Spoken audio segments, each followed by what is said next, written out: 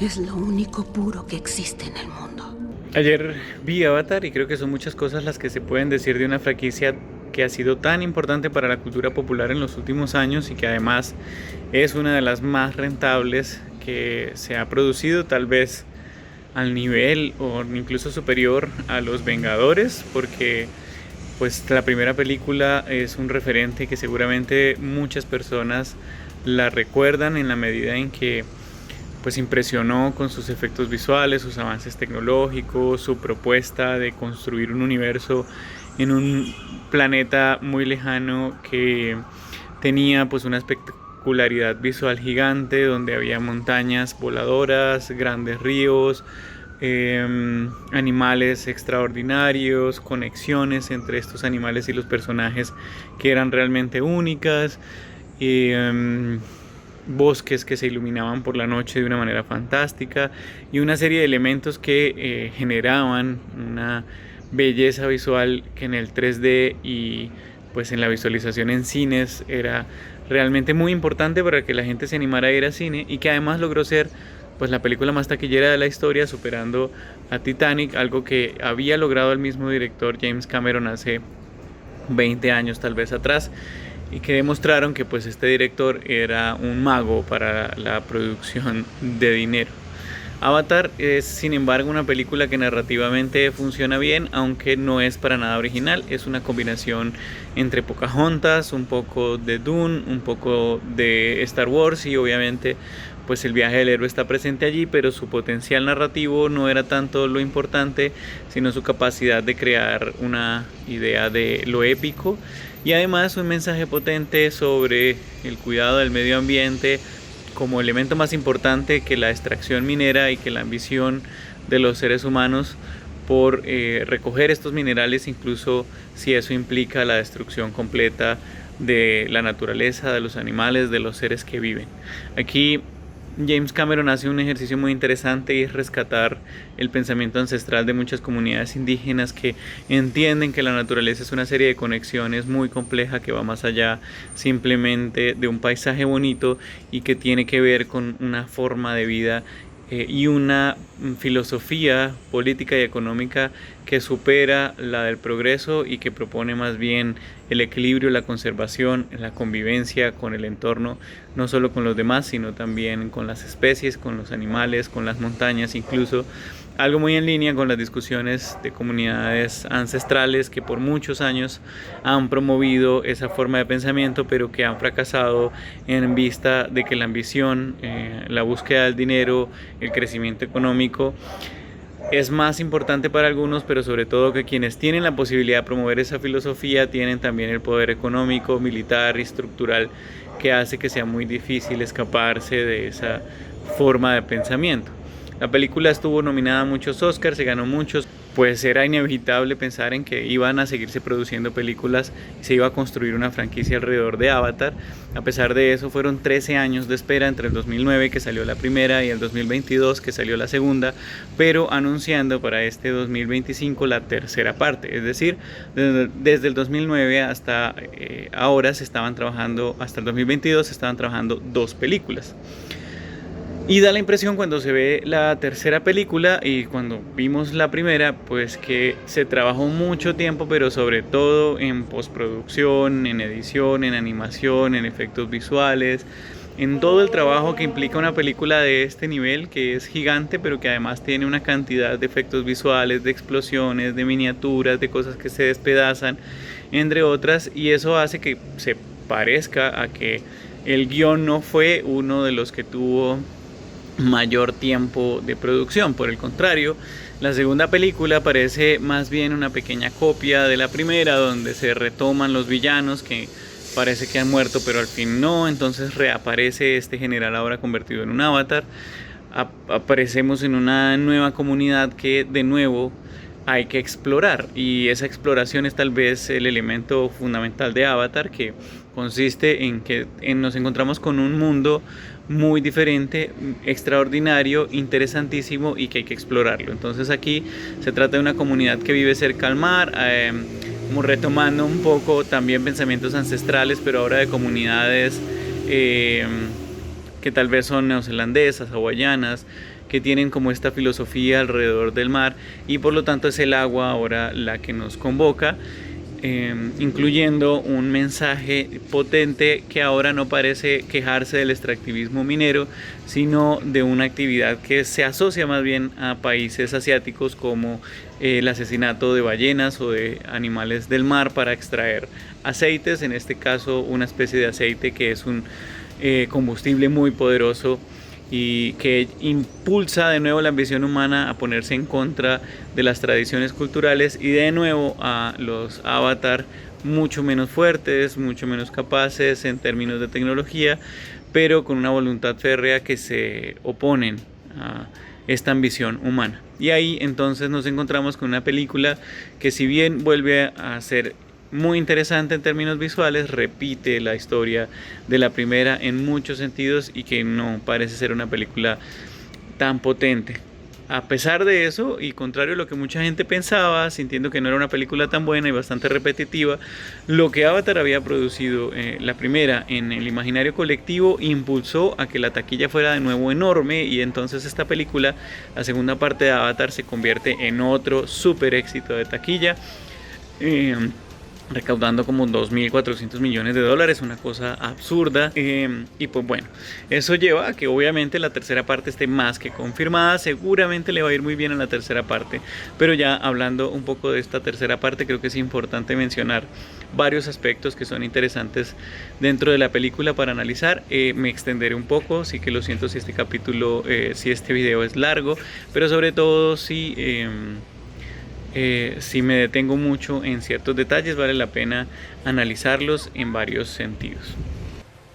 Lo primero que habría que decir es que Avatar es una película, Avatar 3 es una película que tampoco es innovadora en términos de guión, e incluso diría que su principal fortaleza, que era la innovación en cuestiones visuales, se pierde en gran medida. Son 3 horas y media de película que parece que fuera una combinación de los elementos más llamativos e interesantes de Avatar 1, como la organización de los animales que atacan, la conexión con la naturaleza, la exploración de estos mundos particulares y el ser humano que se enfrenta otra vez con su ambición a esta serie de nativos. Y los elementos más llamativos de la parte 2, que también están aquí, otra vez la espera, la amenaza del ser humano a una comunidad acuática, el ataque a estos animales, la indefensión de los animales, la resistencia que aparece en determinado momento en contra de ellos gracias al impulso de nuestro protagonista, y un villano que representa los valores de esta ambición humana, pero que en últimas no es más que uno, reemplazable por una ambición humana que desborda a los sujetos y que está por encima de ellos, y por lo tanto encarnará en un nuevo villano esa misma ambición, seguramente en la parte 4 y 5, que ya fueron confirmadas, ahora supuestamente con una historia diferente a la de Jake Sully y a la de los protagonistas que veníamos manejando hasta este momento. En esta tercera película se agrega una primera hora que me parece muy interesante, donde hay una promesa de una película diferente, más basada en una aventura, en una persecución e incluso en una posible redención que es muy evidente desde el principio de este villano, que es el coronel que venía amenazando desde el principio, pero que ya muestra unos ciertos visos de que podría convertirse en otra persona, y por lo tanto es básicamente lo que se espera y lo que hace la película todo el tiempo, hasta el punto de que pareciera que el coronel es en este caso el protagonista, porque es quien tiene un arco de redención, es el que lleva la carga narrativa en ciertos momentos, mientras que la impresión que da con Jake Sully es que iba a tener una historia más profunda que se termina perdiendo en algo que ya había pasado en la primera película, y es que él se decida convertir en el líder de los Na'vis, volviéndose de nuevo Turuk McTow. Y esto es un arco de personaje que ya había pasado en la primera película, por eso me parece repetitiva.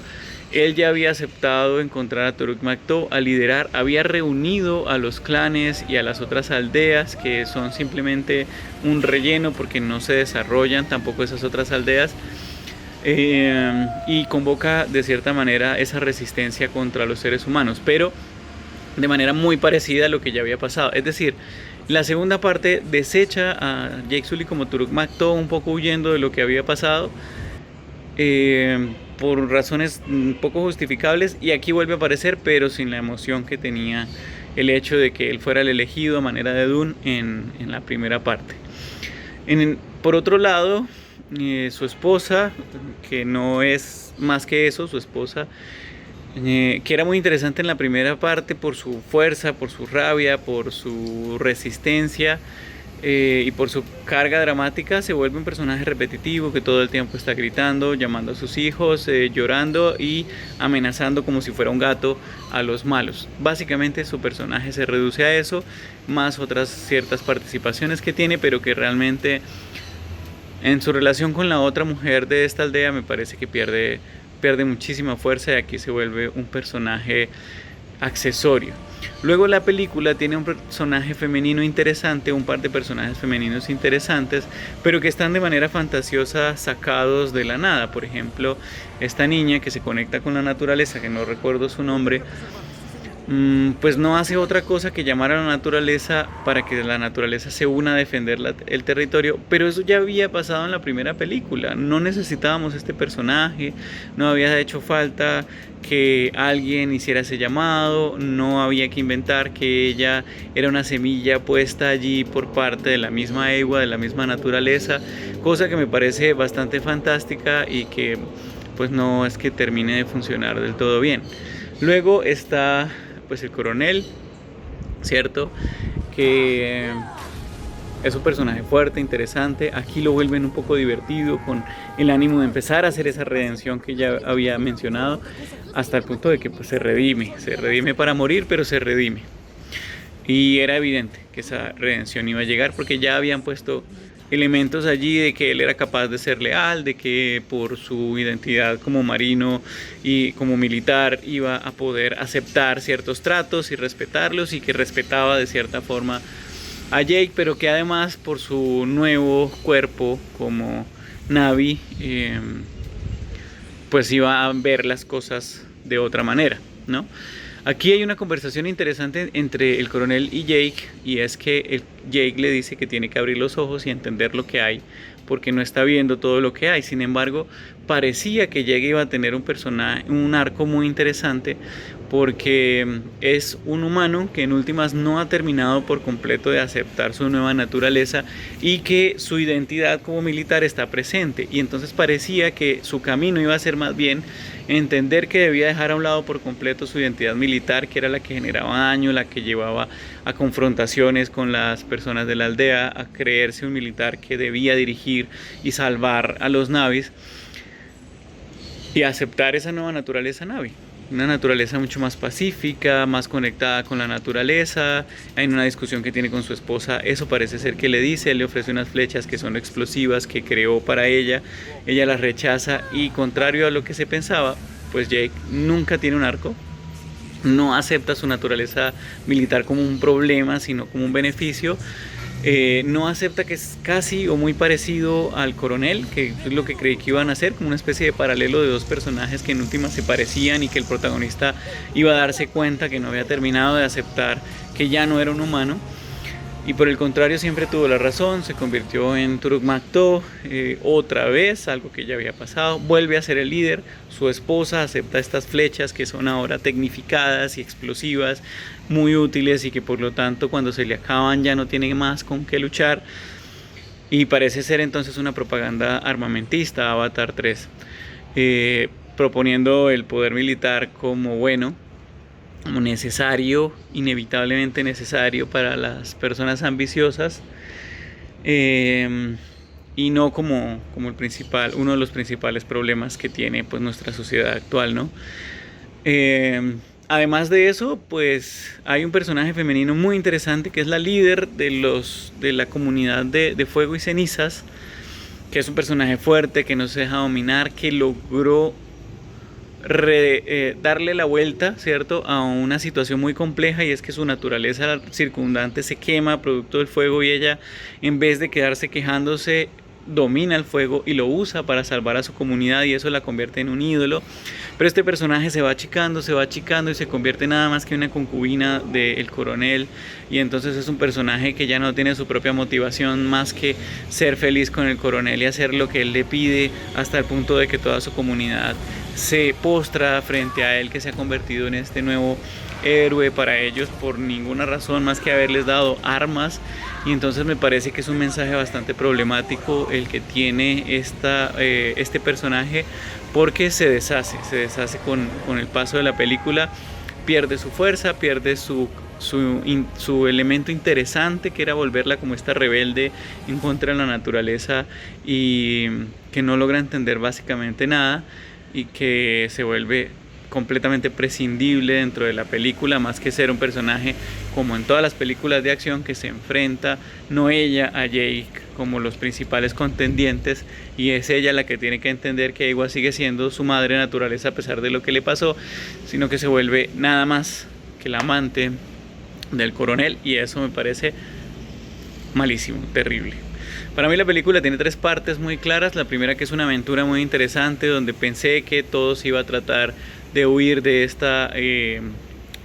grupo rebelde y recorrer pues lo paradisíaco de esa selva, de esos territorios, encontrarse con otras aldeas, de pronto aprovechar estos barcos flotantes que me parecían tan bellos, muy poco sacados de películas previas, y un poco la idea de los piratas del Caribe no podía evitar pensar que estaba ahí presente, pero todo eso se queda en que es simplemente una excusa para volverse a encontrar, o para encontrar más bien al coronel con la mujer de la aldea del fuego, y para que Jake vuelva a entender que tiene que ser el Turuk Makto que siempre ha sido. Esto para mí vuelve la película aburrida, hasta el punto en que la segunda parte me parece apresurada, a pesar de ser película de 3 horas y media. Creo que hay cosas que pasan saltando, entonces de repente están en el bosque huyendo, aparecen los aliados y el coronel está otra vez en los laboratorios de los humanos, mientras que ellos están con estos científicos biólogos que están ahí simplemente para contar un par de datos técnicos que no sirven para nada y que no aportan nada a la narrativa. Se devuelve la película. Para mí la película empieza muy interesante, introduce nuevos personajes, los manda a una aventura, a correr, a sobrevivir, a que cada uno debiera tomar un camino diferente para lograr el objetivo que tenían, pero la película se devuelve a que otra vez están en esta comunidad del mar, otra vez el coronel va a intentar atraparlos. Hay un momento en el que atrapan a Jake, lo juzgan, la gente le toma fotos, pero que no sirve de nada. Realmente no se aprende nada, realmente no se logra nada dentro de esta parte. Se escapan de una manera un poco absurda, teniendo en cuenta toda la vigilancia que tienen. Y la escena, simplemente cuando ellos van a empezar a volar, corta a que ya están por fuera, ¿no? Y esto me parece un recurso narrativo muy cuestionable, y es el hecho de que estando en un lugar militar con un montón de naves que además tienen también sus propias aves para volar, nadie los persigue, nadie los vigila, saben que van a escapar, saben que Jake es el elemento más importante que siempre han buscado y que reivindica las acciones humanas como si se tratara de un guerrillero rebelde, y nadie lo persigue. Simplemente solucionan cortando a un momento en el que ellos ya están por fuera, ya salieron, ya se escaparon, y toda la fuerza militar de los seres humanos es un chiste. Además, siendo estas instalaciones claramente el centro de control, nunca piensan en que son ellas el principal problema y que por lo tanto hay que atacarla. Contrario a eso, vuelve a pasar la primera parte, ¿no? Ir a buscar a Turuk Makto, ir a convencer a las otras aldeas, que las aldeas lo acepten. Dice su hijo en una voz en off que su padre hizo unas grandes palabras, y estas grandes palabras es que ellos, si son una sola flecha, se rompen, y si son muchas flechas, son fuertes. Diálogo que parece copiado así de copy page de El planeta de los simios, que quien lo logra muchísimo mejor y es mucho más interesante. Aquí es un diálogo patético, la verdad me parece horrible. Y vuelve a pasar la misma segunda película. Otra vez intentan atacar a las ballenas, otra vez exilian a esta ballena que era una especie de traidora, otra vez la recuperan, otra vez hay que escucharla, otra vez hay que darse cuenta que tiene razón, otra vez hay que poner a las ballenas gigantes a pelear contra los humanos, otra vez la naturaleza, ya no de manera ni épica ni sorprendente porque lo habíamos visto pasar, reaparece y salva a los seres humanos. Otra vez, en un barco en llamas, tienen la última confrontación, el coronel y Jake, que siguen siendo los protagonistas de una trilogía que no parece una trilogía porque no hay un arco claro del personaje protagonista, sino que más bien parece una trilogía del villano. Y que no está mal, hubiese sido interesante, pero pues tal vez debieron vendérnosla así desde el principio. Y este personaje pues logra, ¿no?, reivindicarse en una confrontación otra vez de dos personas, con un final que no soluciona el problema porque los humanos siguen estando y eso tal vez justifica la existencia de una cuarta y quinta parte. Pero que se siente una película que se queda como en el mismo lugar, en el mismo punto en el que estaba la segunda película y que no es tan interesante como se esperaba. Obviamente es visualmente impecable, tiene un montón de tecnología, de efectos, de elementos volando, explosiones, naves, persecuciones a toda velocidad, protagonistas que son capaces de esquivar cualquier tipo de cosa en medio del aire mientras le disparan a los otros navis con la absoluta claridad de que le están disparando al suyo y no al de otro, en medio de un desorden visual que es entretenido, que es llamativo, que es interesante, pero que para mí no es lo que esperaría ver de una película como la más taquillera de la historia, aunque sé que va a ser un éxito en taquilla y probablemente a James Cameron le va a importar nada lo que yo diga mientras estoy aquí. Él se limpiará sus ojos llenos de lágrimas con billetes y seguirá siendo increíblemente rico mientras yo me quejo de que su película no me gustó. Sin embargo, pues es mi opinión, me gustaría saber la de ustedes, que me comenten qué les parece, si está interesante, si les gustó Avatar o no, si se siguen impresionando con lo visual y no les importa nada más, y está bien, o si por el contrario, como yo, sienten que lo narrativo deja muchísimo que desear mientras lo visual pierde espectacularidad porque ya no es novedoso, ya no es nuevo. Es lo mismo de las otras películas. Cuéntenme qué les parece y lo charlamos.